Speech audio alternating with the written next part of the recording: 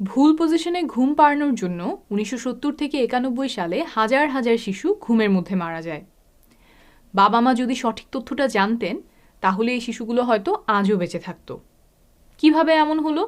পুরো গল্পটা বলতে বলতে গুরুত্বপূর্ণ কিছু তথ্য জানিয়ে দিব। ডাক্তার স্পক নামে একজন বিখ্যাত শিশু ডাক্তার ছিলেন। তিনি একটা বই লেখেন বেবি অ্যান্ড চাইল্ড কেয়ার নামে। বইটা খুব জনপ্রিয় হয়, কোটি কোটি কপি বিক্রি হয়ে যায়। সেই বইতে ডক্টর স্পক পরামর্শ দেন শিশুদেরকে বিছানায় চিৎ করে না শুয়ে উপুর করে ঘুম পাড়াতে। তিনি তার কথার পক্ষে কিছু যুক্তি দেন। শিশুকে চিৎ করে শুয়ে ঘুমানোর দুইটা অসুবিধার কথা তিনি বলেন।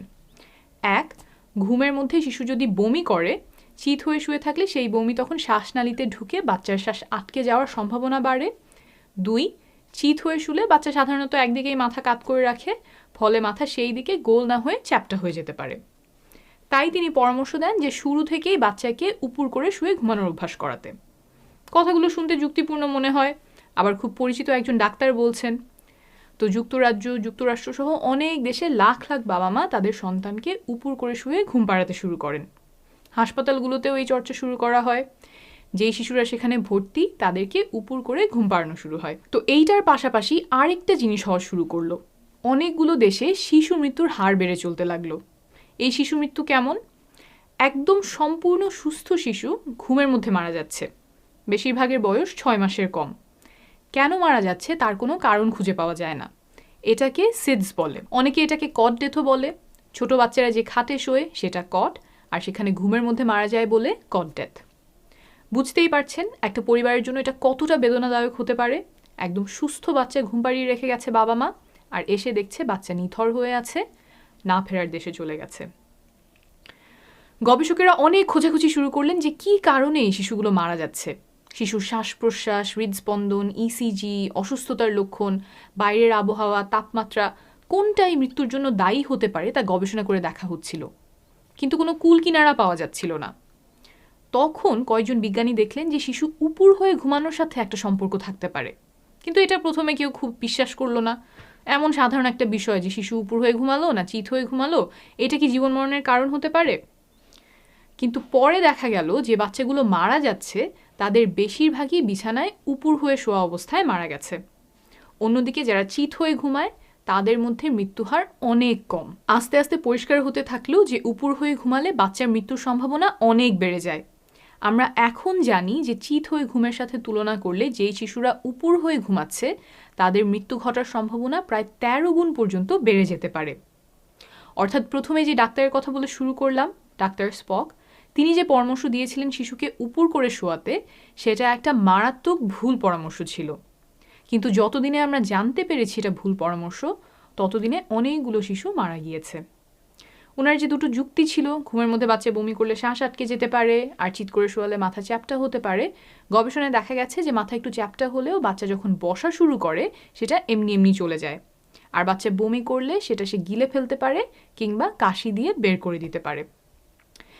ডক্টর স্পক একাই যে এই পরামর্শ দিয়েছিলেন তা না, সমসাময়িক অন্যান্য অনেক চিকিৎসক একই পরামর্শ দিচ্ছিলেন, কিন্তু ওনার কাছ থেকে এই পরামর্শ অনেক জনপ্রিয়তা পায়। তার লেখা ওই বইটা 42টা ভাষায় অনুবাদ হয়েছে। বাবা মায়েরা খুব মনোযোগ দিয়ে সেই বইয়ের পরামর্শ অনুসরণ করত।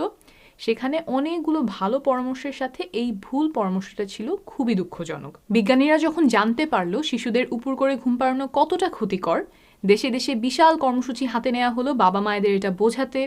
যুক্তরাজ্যে ব্যাক টু স্লিপ ক্যাম্পেইন শুরু করা হয়, যার ফলে এই ধরনের মৃত্যুর হার অর্ধেকেরও কমে নেমে আসে। ঠিক কিভাবে এই মৃত্যুগুলো হয় তা নিয়ে এখনও আরও গবেষণা চলছে। তাহলে আমাদের করণীয় কি? সুস্থ বাচ্চা হঠাৎ করে যাতে মৃত্যুবরণ না করে সেজন্য কি করা যেতে পারে? প্রথম এবং সবচেয়ে গুরুত্বপূর্ণ যে কাজটা আপনারা করতে পারেন তা হলো শিশুকে চিৎ করে শুইয়ে ঘুম পাড়ানো। সেটা দিনের বেলার ঘুম হোক বা রাতের ঘুম হোক, সবসময়ই ঘুমের জন্য শিশুকে বিছানায় চিৎ করে শোয়াবেন। উপুর করে বা এক কাত করে শোয়াবেন না। এক কাত করে শোয়ালে মৃত্যুর সম্ভাবনা অনেক বেড়ে যায়। আবার এক কাত অবস্থা থেকে শিশু উপুর হয়ে পড়তে পারে, তাই খেয়াল রাখবেন ঘুমের সময় শিশুর পিঠ যেন পুরোটা বিছানার গায়ের সাথে লেগে থাকে। এখন কেউ কেউ মনে করতে পারেন যে সবসময় তো বাচ্চাকে চিৎ করে শোয়াই, মাঝে মাঝে এক কাত করলে হয়তো সমস্যা নাই। এটা করবেন না। গবেষণায় দেখা গেছে এমন করলে মৃত্যু ঝুঁকি 7 থেকে 8 গুণ বেড়ে যেতে পারে। শিশুকে একদম শুরু থেকেই চিত হয়ে ঘুমানোর অভ্যাস করাবেন।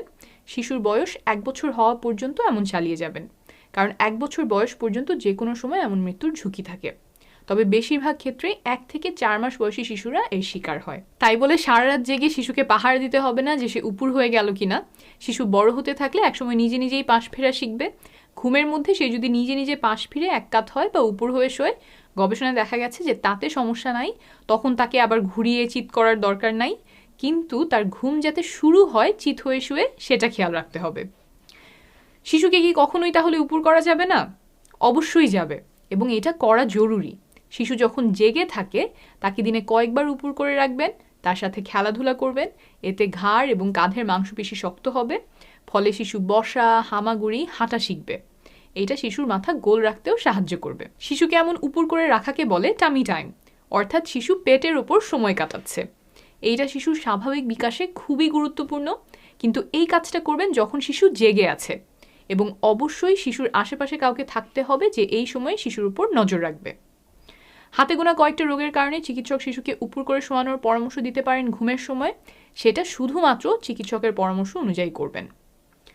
2, বাচ্চার আশেপাশে কাউকে ধূমপান করতে দিবেন না।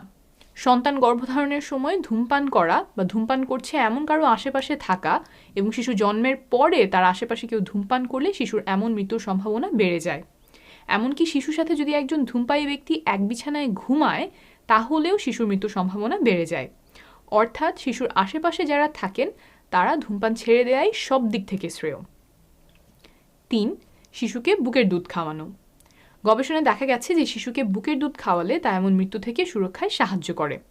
তাছাড়াও বুকের দুধ খাওয়ানোতে আরও অনেক উপকারিতা আছে। 6 মাস বয়স পর্যন্ত শিশুকে শুধুমাত্র বুকের দুধ খাওয়ানোর পরামর্শ আমরা দিই। আর বাচ্চা যেখানে ঘুমায় সেখানে বালিশ, কাঁথা, কাপড়ের খেলনা, যেগুলো বাচ্চার মাথা ঢেকে ফেলতে পারে, শ্বাস আটকে যেতে পারে, সেগুলো সরিয়ে রাখবেন ঘুমানোর সময়, যাতে বাচ্চার মাথা আর মুখ ঢাকা না থাকে। আর খেয়াল রাখবেন ঘুমের সময় বাচ্চার শরীর যাতে খুব গরম না হয়ে যায়। এই তো খুব সহজ কিছু নিয়ম জানা থাকলে আর মেনে চললে আপনার ছোট্ট শিশুকে অকাল মৃত্যুর হাত থেকে দূরে রাখতে পারবেন।